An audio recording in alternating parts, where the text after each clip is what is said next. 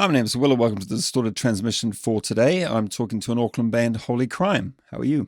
Not too bad, mate. Yourself? Pretty good, thanks. Yeah, obviously you're not the band. You're just one guy in the band. So if you could introduce yourself and the other people in the band for me, that'd be great. My name is Benny Richards. I am the vocalist and guitarist of Holy Crime. The other members in the band are Tom Anderson on bass and co-lead vocals, Jacob Stutton on guitar, and Matthew Hinton on drums. It's like you've done interviews before. That was very smooth. Cheers. Let me know how the band started. Perhaps why it began. The concept that caused it to begin. Things like that. The band, I guess, sort of began probably about 2 years ago. Now, about sort of March 2021. I was just sort of dawdling around, sort of thought maybe just I might stop music, as a hobby. And then eventually I came across a few local bands that my friends were in, and it just ignited the passion once again.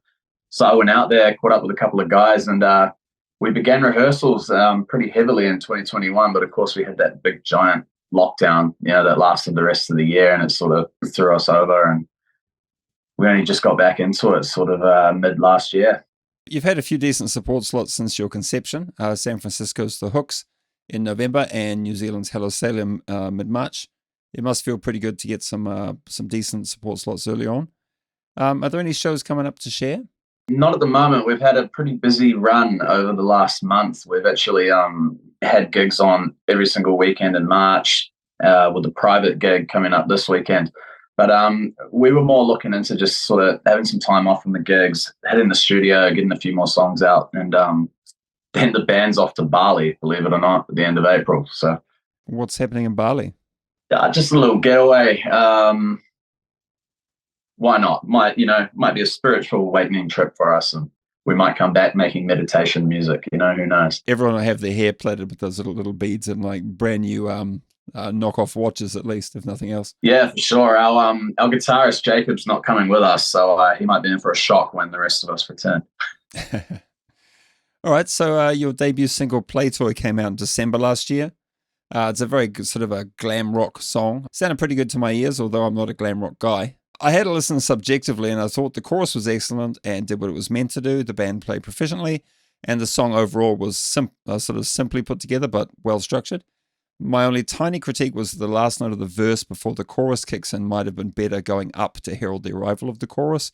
But that's my 10 cents, I never know if saying something is warranted or welcomed, but for what it's worth, here it is.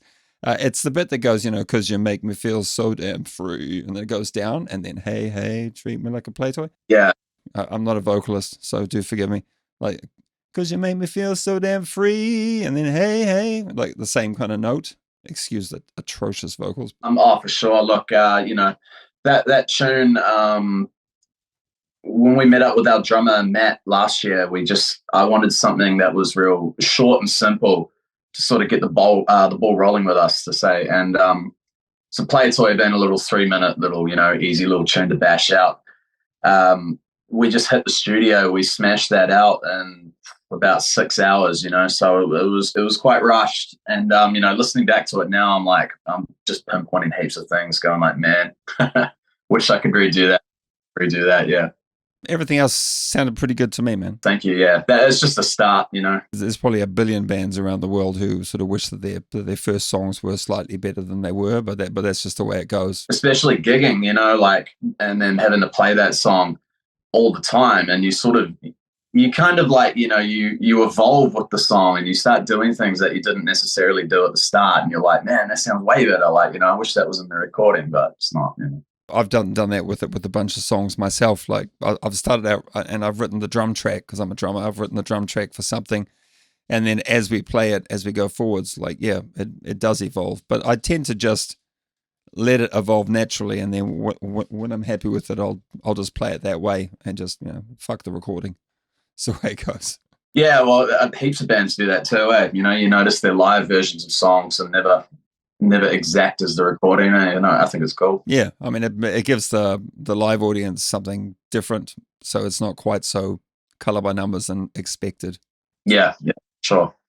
All right, so I was wondering, because it was such sort of a glam rock imbued song, are you actually influenced by sort of 80s glam, or is it just something that happened organically? Yeah, it is definitely one of my favorite genres of music, glam. And when I wrote Play Toy, I was definitely trying to write a song that, Poison or Motley Crue would do. But, I think in today's music, for a long time, bands have kind of been thrown into specific genres of music. It's sort of like, okay, you guys are a metal band, you're an indie band, you're a punk band. I'd say our influences heavily come from the 70s. When you chuck on like a Led Zeppelin or an Elton John album, every single song is a different style. They're just sort of doing what they want.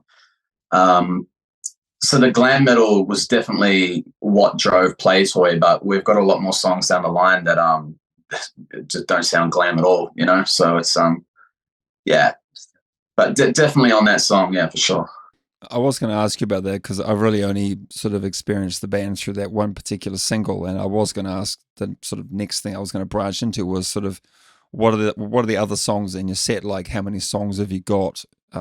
Is there a sort of a sort of genre that you sort of find the majority of them are lumped in? Like, is it more sort of a rock thing and sort of upbeat rock, or what? Definitely a rock group through and through.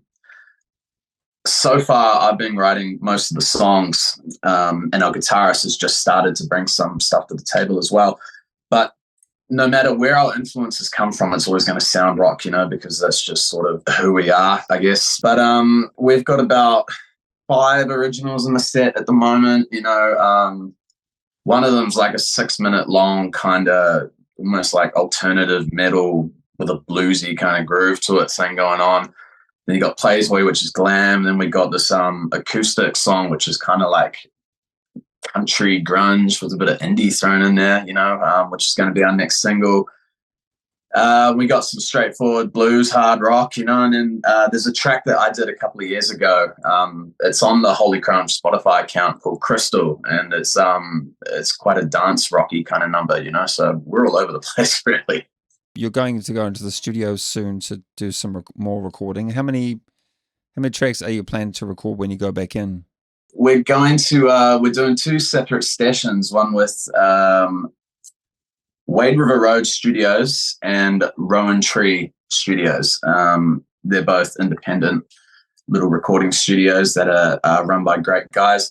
So we're going to do the country grunge indie thing as a song called Nowhere Bound, which we're going to release just as a standalone single. Very, very summer sort of style song, but it's probably going to be released in the winter, but it's all good. Summer in the Northern Hemisphere, mind you. Yeah, I mean, maybe we could send it to a few people in the States and hopefully they might check it out. No one here is going to vibe with it until at least November, but then with Rowan Tree Studios, we're going to hopefully do 2 songs, Snake Tattoo and Bad Night, which are our more heavier kind of songs, and we're going to release them as a double single. And then as we get more together, we'll hopefully throw an EP out. I don't know if an album will be coming at this stage, though. In today's sort of musical climate, if you like, I mean, albums and EPs are kind of a thing of the past that really only certain genres can get away with.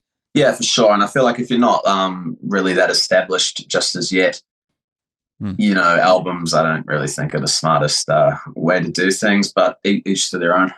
All right. Well, there's not a lot else to really chat about because you're such a new band, and I know very little about you, so that is another problem.